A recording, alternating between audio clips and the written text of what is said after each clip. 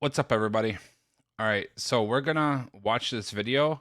This is Andrew Tate being interviewed, podcasts about his religion from atheist to Christian to Muslim, and it just kind of gets his thoughts of where he stands on that. Everybody knows who Andrew Tate is. If you don't, very controversial, masculine figure on the internet. He's been canceled by every single social media platform on planet Earth, except for Rumble.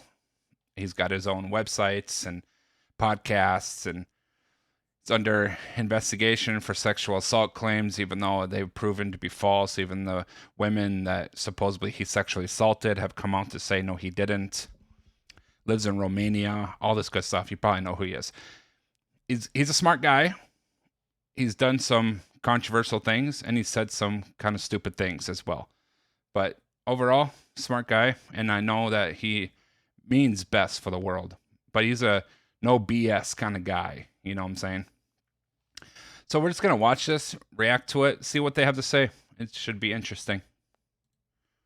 All right, let's give it a shot.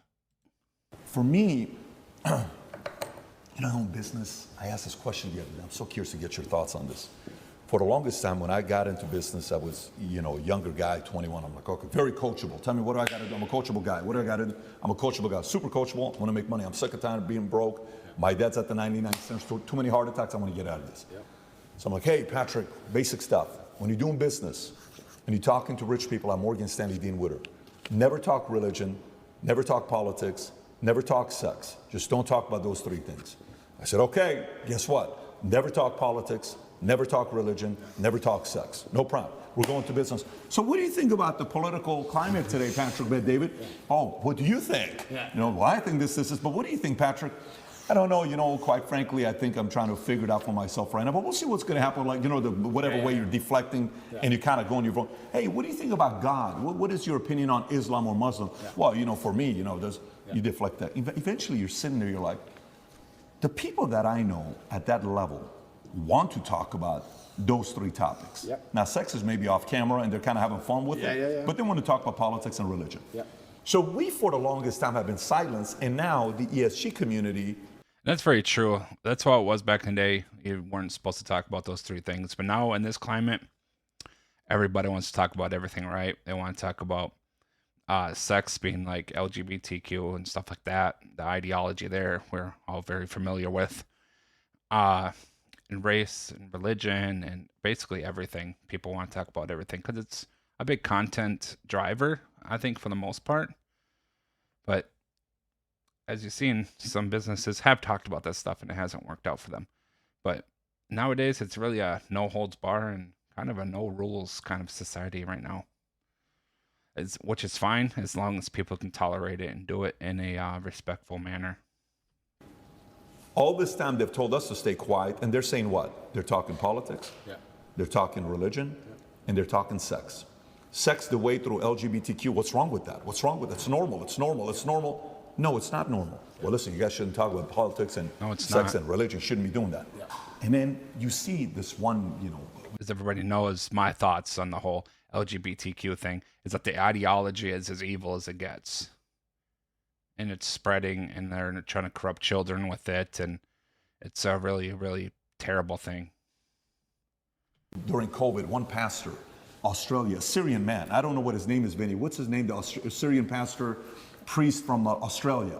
And he was fighting all the I don't know what guidelines. And that priest's name is, but I know who he's talking about. He is a wonderful, wonderful pastor. Some of the people that stood up, preacher, they stood up because they feared God. Okay, and for you with your life, it's been interesting watching you go through your evolution of your faith. Pre-2022, former atheist, couple of the things you've said in the past. God isn't real because you can't prove it. Okay, kind of like that was more the Malcolm X argument, right? Bad things happen to good people and good things happen to bad people far too often for God to exist. I'm the center of my universe. That's pre-2020. Then gradually you start talking about Christianity and, in 2020 you made a video announcing that you were wrong about what you had said previously about God, right? Now, Tate is saying yep way too much. Come on, you don't gotta say yep all the time. You're not a yuppie. Come on, Andrew, get it together. You start saying people are who are atheists are angry, bad energy people, and I don't want to be on that team anymore. And even if God is not real, the world is a better place if people do believe in God. I know God is real because there's so much evil in the world that there has to be an equal and opposite force. The devil can't exist if God does not. And if you look at the world today, it is very obvious that the devil does not exist. And I'll go to the last one here with Muslim. I think that was a mistake there. He says, look at the world today. It's obvious the devil does not exist. I'm pretty sure the quote from Andrew Tate was, if you look at the world today, it's pretty obvious that the devil does exist, is what drove Andrew Tate to come out of atheism and start believing in God in the first place. Quotes from you. Christians don't have a religion anymore because they tolerate everything and stand for nothing. Yeah. And by the way, I actually agree with you, the fact that they're tolerating way too much. Yeah. Islam is the last religion. We do tolerate on the way too planet. much. God, and we need to stop tolerating so much, and not meaning that you have to be rude and disrespectful and all that other stuff. But treat heathens like heathens. Don't be a part of what they're doing. We're people of God. We are not to conform to the world. We live in the world. We're not of the world. We're of God. And I need Christians to start having that mindset to where we reject these evils of the world that people profess and that people go with. Just people need to start understanding that you're people of God. And who are you going to put first, the world or God? It's that simple. God is something to be feared, respected, and to prove yourself to, which means you got to earn his right. Yeah. It's hey, I want to earn your right and your respect, right? How did you go, if you don't mind talking about your own evolution? Because us as men, if you knew me at 25 years old, you probably would have liked to party with me. I was a selfish guy. I was a guy you would have thought I was, right? And we go through this phase of where the selfishness kind of comes down a little bit. You still need to be selfish because you need to be driven, but to the point where you're like, listen, man, I got to really do something. And then somehow, some way, God enters. What's been your evolution of your faith, and where are you at today? Yeah, I think Newton's, it's third law, equal and opposite force, what you just said there is absolutely true. There has to be an equal and opposite force to all the evil in the world. And that the equal and opposite force to all that evil has to be God. And I've talked about this at length even with atheists, and I try and say that regardless of whether you're an atheist or not, you're thinking of God as a man in the sky, but you need to think of God as a concept as a whole. And once you do that, it's impossible to accept that he doesn't exist, right? I said to the atheists, I said, let's say there was 2 islands. You're shipwrecked, right? And there's 2 islands. Both of them are full of savages. On one island, you and your friend are shipwrecked. On one island, your friend goes and he crashes and they kill him and they eat him. And you go to another island and they want to kill you and eat you, but they don't because it's against their religion. Mm-hmm. Did God save your life? Who cares? Who doesn't even know the name of their God? But their God said, don't kill shipwrecked survivors. And now you're alive.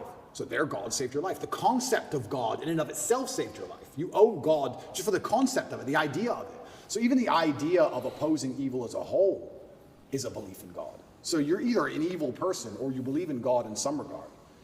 And then once I understood that there had to be an equal and opposite force, I was raised Christian. I live in a Christian nation. Romania is actually, I think, the 2nd or 3rd most Christian country on earth. It's a very Christian country here. It's churches everywhere. They strongly believe. And that's where I began my journey, but I always had a very healthy respect for Islam because I understand that to a degree, to have a religion at all, you have to have an intolerance, to a degree. Because Absolutely nailed it right on the head right there. If you are part of religion, you do have to have an intolerance. It's the teaching of God. It's the teaching of the word. We don't tolerate certain things. We walk away from it. If people want to live in their sin, let them live in their sin. If they won't listen, they won't listen. There's no need to argue with a foolish person. That's foolishness of itself. And people need to remember that, is that you can not tolerate something and also do it in a loving and a respectful way. You don't have to be a yes man to all these things on this earth. If you're claiming to be Christian, then live it. Then be a Christian. Don't be lukewarm. Like Jesus said, he will spit you out your mouth if you're lukewarm. It's better to be hot or cold than to be lukewarm. Because without an intolerance, you don't have rules. You don't have laws. You don't have any, like you said, you have to earn God's respect. If you're a religion which is tolerant of everything, then you don't have to earn God's respect. You can be a bad person and do bad things. God loves me, so it's fine. Well, no, it's not. Right. Because that's not the point of the religion. No. So then you extrapolate that out, and I was sitting and thinking, well, what's the primary function of a religion? And the primary function of a religion, I don't believe is the religion exists so I can live forever. I mean, that's a nice thought. But I think on a macro level, the primary objective of a religion is to restore and contain some degree of traditional value within the society. How do you judge? See, he's half right there. You got these rules that you're supposed to abide by, and it's supposed to show you the way of how to live. At the same time, Jesus Christ brings us our salvation so that we may live forever through him, in heaven with him, through his grace, through his mercy, through his forgiveness. So he's got it half right there. Let me change the way I worded that. How do you judge the success of a religion? I don't think you can judge it by the number of people who join it, because there's lots of people who are Catholic who don't act Catholic. They don't act. I don't think you can judge the success of a religion. I think that's impossible. You can walk to a strip club and everyone says they're Christian. It doesn't mean anything, right?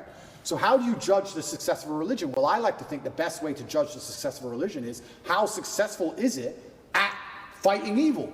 How successful is it at preserving the morality of a population in X parameter, in X geographical area?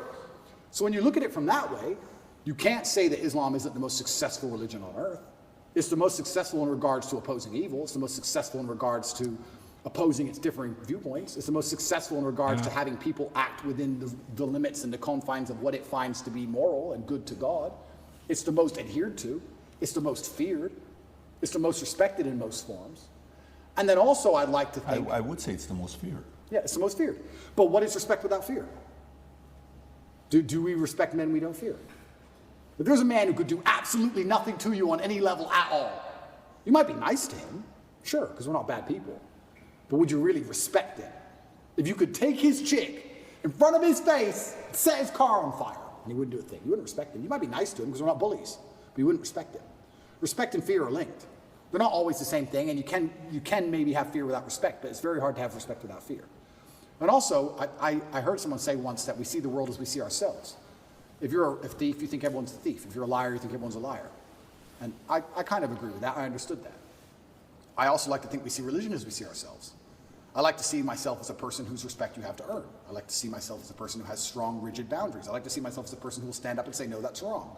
I like to see myself as a person who's not afraid of being shamed by whatever community for saying, I don't agree with that particular ideal. Right. Yes. I like seeing myself that way. Yep. So if I'm going to see myself that way, then I'm going to naturally align with a religion that operates within that form. So when I say Islam is the last religion on earth, I say it because it seems to be the only one who will stand up and say, no, we don't care. No, that's not what the book says. No. I was raised Christian, and Muslims as a whole, we have no problems with Christians. None at all. I don't want anyone to think I'm anti-Christian, like I dislike Christians. We don't have a problem with Christians. We believe in a lot of the same things. That's very true. Is that there's this huge misconcept out there that Muslims are so against Christians. They're not. And me, myself, I believe, obviously, Christianity is the way, the truth, and the life through Jesus Christ. And I believe that Islam was created upon a false prophet who took the Holy Bible, rewrote it for himself to make himself so glamorous and glory and holy and call himself a prophet. And I don't believe any of it. I mean, Christians, for goodness sakes, they believe in Jesus Christ as the Messiah, as a prophet of God, as someone who was sent by God to speak the word of God. And even says in the Quran that Allah's word is true and all that good stuff. I'm not totally brushed up on the Muslim religion, but I know that. So if the Quran's saying that Allah's word is true and Jesus Christ is speaking the words of what they say as the words of Allah, then how can you not believe what he's saying? They don't believe he was crucified for our sins. Like, I don't know. It's backwards. It's rewritten. It's simple as that. That's my take on it. We believe in Jesus. We put more respect on the name of Jesus than most Christians do. I just don't like. That's blasphemous. like the idea of people saying they're a Christian and saying, but because I'm a Christian, I can do whatever I want and throw all the rules away and none of it matters. Because That's true. There's so many lukewarm Christians out there who say, oh, I've been saved. I believe in Jesus. He came to die for us, and now I can do whatever I want. You know who also believes in Jesus and won't be saved? The demons of hell. They know Jesus is the way, the truth, and the life, but they're not saved. Just because you believe in Jesus as the Messiah, as the Son of God, as the Son of God that was crucified upon the cross to save the sins of the world, just because you believe that does not mean you are saved, does not mean you're going to heaven. If you're out there sinning and you don't care and you feel good in your sin, you don't feel any remorse or repentance or anything like that, you're not saved. Simple as that. Because once you have that level of tolerance, you no longer have a religion. Islam seems to be the last religion left with parameters. If you don't have parameters, you don't have a religion at all. So the closer I found myself to God, the closer I found myself to Islam. That's just how it ended. And Andrew, speaking of fear, one could argue that Islam these days, certainly in the last 20 years with the war on terror, they've also been the most vilified. Absolutely. Right? So, you know, everything that we've seen happen with extremism and everything that's going on all over the world, how are you grappling with that? You've been a Christian for years now. Islam, everything. And you know what? That's such an interesting question, because when I was younger, especially when I was an atheist, I would sit and think, people are really doing terror attacks and doing all this crazy stuff because, you know, they're upset over a cartoon. That's so stupid. And nobody should kill anybody. Nobody should kill anybody. Charlie Hebdo, everything. Nobody should kill anybody. Nobody should kill anybody. I'll make that very clear. But also part of me is now saying, why would you want to insult the prophet for billions of people? Why would you want to do that? I don't even want to make the argument against free speech. I'm not even saying you couldn't be allowed to. This is a sensitive subject. I'm just saying, what kind of person wakes up and thinks, I want to do that? I don't know. I just don't think that's a healthy mindset. Like when I see these Satanists, and they're, especially in America, and they're doing, let's keep it on Christianity, these Satanists, and they're dressing up Jesus as gay and all this stuff, like, that's not done in any kind of good faith. There's no good reason to do that. Simply evil. That's what it is that the devil is taking control of these people, and they're so blind, and their hearts and their minds are so hardened that they can't see past it. They're not a lost cause. Jesus can save anyone at any time, but the person has to be willing. That's done with genuinely malicious intention. Yes. And what kind of people want to do that? And then the answer by extension is, I thought America was a Christian country. So how can you have a Christian country where the prophets of the religion are mocked to the highest possible levels within the confines of the country, and it's promoted? Yeah, it's sick. Is that a Christian country? It's disgusting. Doesn't seem like a Christian country to me. I don't think the same thing would happen with Islam in Saudi Arabia. I can't imagine that happening. Yeah, but what he's missing is the First Amendment right to religion, free speech, all this good stuff. That's what he's missing, and unfortunately, we can't stop that. But you can't stop evil anywhere. So how can you say we're a Christian country, but everyone's mocking our God on the streets? Ha, ha, ha. It's on Netflix. Ha, ha, ha. Yeah, it's disgusting. That's not a Christian country to me. So if you're not a Christian country, then where's the religion? The religion's supposed to enforce certain boundaries. You're supposed to at least show it respect, you know? And it's also kind of interesting because in Christian countries, there's more respect for Islam than there is for Christianity. In a Christian country, name one. They still don't do it with the Islamic Prophet. Why do you think that is? It's too much smoke. It's just not worth the heat. Because people believe. And I'm not advocating for violence on any level. I'm saying that even these degenerates who are trying to destroy people's belief in God, like we've discussed earlier, because they don't want you to have any baseline morality. If you believe in God, there are commandments, yes and no. That baseline morality prevents you being an absolute slave. So they're trying to destroy it. But even those degenerates who are trying to mock and disgrace God, understand there's a point where it just backfires and, ooh, this is smoke. And they don't want the smoke. And shouldn't God be feared? I'm scared of God. Yeah. It's the only thing I fear. 100%. I fear God. Yep. They can put me in jail. I know I'm telling the truth. Yep. God's on my side. I fear God. So God should be feared. Absolutely. So once again, does anybody fear the Christian God? I haven't seen anybody scared of him in a long time. Well, I am. And it's kind of crazy because it's very interesting. The mass migration and all these things are leftist policies, but then also Islam is the most right-wing religion on earth. It's kind of very interesting. I grew up in England, and I grew up in Luton, which is a town which is mainly Muslims. It's a huge Islamic community. And there was a bunch of English people who were complaining about there's too much immigration, we're losing our culture. And I understood their point absolutely. But these are the same people complaining about all the left-wing LGBT in schools and all these issues. And I was like, the only allies you have against this are the Muslims. Yeah. They're the only allies you have in any of this. The Christians don't protest against any of this stuff. The Christians don't. There's very few Christians who will get up off their ass and complain. In fact, I saw on Twitter yesterday, one of the churches was lit up in rainbow. That's sick. I have nothing against gay people. It's disgusting. I don't care. And that's actually another point I want to make into about this thing. I think most people don't care, and I think that bothers them. Have you ever had an argument with a girl, and she's like stropping around the house, she's huffing and puffing, and you just don't give a shit? So she has to keep upping the ante till you eventually go, what's the problem? Because she tried the low-level stuff, and you didn't care. I kind of feel like this has a remnants of that. I'm gay, cool. I want to get married. Fine. I want to wave my dick in your kid's face. Whoa, whoa, whoa, whoa. Right, right. For real. Whoa, whoa, whoa. I feel like they tried to annoy us, and we're like, we don't give a shit. Right. Do whatever you want. Be a person. We don't What a care. point. And now they're like, okay, well, we have to get to a limit where they have to react. Yeah. We want attention now.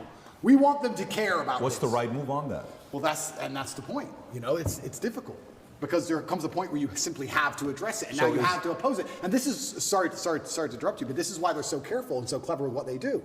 They package it all together. LGBTQ. I would argue. I don't know what Q is. Firstly, sorry, I don't know what Q is. Questioning. Q. All right. I would argue that G and T are very different things. Beyond. A gay man and someone who's chopped the dick off are very different things. Very. So they package it all together. So now, because the spectrum of your enemy is so large, you have people who are fully this way. Mm-hmm. You have people who we accept and are normal in society. We have no problem with gay people. And they put it all together. You're an enemy of all these people. And they complicate the argument and they mix it all together. And now you're a bigot. And really, you just want your kids to be left alone. Really, you just want to leave the children alone. Right, So all yes. you want to do is leave your kids alone. And then it's like, okay, I'm now raising children. I have more children than most people would believe. How do I protect my children from this insanity? God. Which God can protect my children? Allah, Islam. I'll move them to Dubai or Saudi Arabia. The God of Islam and Christianity, they're essentially the same God. It's like I said before, the Quran is just a rewrite of the Bible. They believe in the prophets, they believe in Jesus, they believe in all that stuff, all the stuff that we believe in as Christians. So I would argue it's the same God. It's just been twisted and morphed. And none of this will happen. Can I trust a Christian nation? Some of them. Romania is a Christian nation, and to a large degree, they oppose quite a lot of this stuff. But they're also NATO, and they're also EU, and they also rely on bailouts and grants and money. And on a long enough time frame, even in the 7 years I've lived here, I have watched certain attitudes change because money buys influence and power. So Andrew, not to cut you off, how much of you converting from Christianity to Islam is actually the belief in God versus the societal pressures that are facing children? Because it seems like it's a little bit of both. For you Good to question. believe in God, you have to respect him. How can I believe and put my life in the hands of someone I don't respect? And I'm going to respect a God which is feared. Yeah, but it's a vertical relationship, right? It's not a horizontal. If you base it horizontally, they're going to disappoint you. If you think about, if you're going to believe, let's go believe Prophet Muhammad, his teaching, and let's go believe the Bible, NIV, and Jesus, Father, for God so loved the world that he gave his, you gave your son for me. Let's say that's true. And you're doing it based on faith. Who would do such a thing for me? What a level of sacrifice for you to do that. Who am I for you to be so worried about me? Right. If you look at it from that angle, it's not necessarily coming from a place of fear. It's coming from a place of grace. It's coming from a place of love. It's coming from a place of, absolutely, a different feel. Because I do believe the part that upsets me is the fear aspect, that they're allowing others to mock your God, to mock Jesus, to mock whatever religion it is you're a part of, and you're kind of like, oh, they're just funny, man. No, it's not funny. No. You just crossed the line. Right. JC has that one line where he says, don't not tell funny. me why the guy... It's not funny, but also at the same time, if they want to be heathens and they want to speak all kinds of evils against you and your name, Jesus says, rejoice and be glad. For yours is the kingdom of heaven. So at the same time, for us Christians, when people mock us, it shouldn't make you feel bad. Because Jesus said there's going to be mockers and scoffers, especially in these last days, which we are in. At least I believe so. But yeah, don't feel bad if people mock and scoff you. Just means that your faith is strong. Stay strong in it. What the guy said about me, tell me why he was so comfortable saying it to you. 100%. Tell me why he said comfortable to you. So I think that's the part about faith. I understand when you're saying the fear and the respect side. So that's the part where fear is needed. I totally agree. Yeah. But the part where you were making a point about LGBTQ, you're like, I don't even know what Q stands for, it's questioning. And then you're like, well, gay, okay, cool. Yeah. Trans, listen, man, spectrum. And he said if we were to say which religion's the far right, it's going to be Muslim. Totally get it. They're on the far right. Christian today is kind of going center left today. Like they're kind of being soft right now. Okay. So if I want to raise my kids, I'm going to take my kids to, Dubai, and I'm going to take my kids to Saudi Arabia. Why? Because I'm defending against some of these immoral philosophies that they have. Yeah. I don't want to go there. I actually understand that argument. Yeah, and I truly, and I want to make one more point. I do believe there is one God, and I believe there's many different paths to God. And I'm not a religious scholar, and I'm not an expert on Islam. I'm doing my best, and I'm reading the Quran as often as I can. And it does say that Christians on the day of reckoning will see how close they were to the truth. And we are allies. We are not enemies in any regard, Christians and Muslims. And I do believe that the idea of Christians and Muslims shaking hands and saying, let's put an end to a lot of this garbage would be fantastic. I'm not anti-Christian in any regard.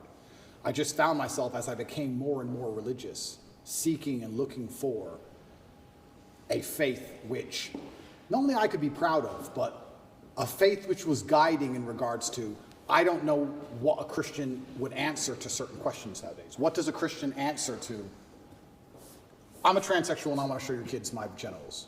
What's a Christian? Well, a Christian's supposed to say no, do they? I know what my Muslim friends would say. A lot of cowards out there. If you're a Christian, I don't know how you're supposed to act. I don't know what you're supposed to adult. I don't get it anymore. The true believer says the true no. believer. The true believer. Yeah. But how many are true believers? I don't know. I see all over Twitter, all these churches are losing their minds. It seems very complicated. Islam seems very, very simple. You know what's right. You know what's wrong. Connect is an application which allows you to take a minute to connect. All right. Looks like it's just an advertisement here, so we're not going to watch that. But interesting. And like I said at the end there, Christians need to start speaking up against all these evils and calling it for what it is. And it's evil. And it's not to be tolerated in society. And it's not to be taught to children. And it's not to be made the social norm. Speak up. Cowardice is complicit. To not speak against the evil is the same to do the evil itself. So, don't be a coward, be a true believer. But that was very, very interesting. Very, very interesting to what they all had to say there. Glad we watched this video. Like the video, subscribe to the channel. We'll be back with more stuff like this. Stay faithful to the Lord and Savior Jesus Christ. Bless all of you that watch this video. I'm out. Peace.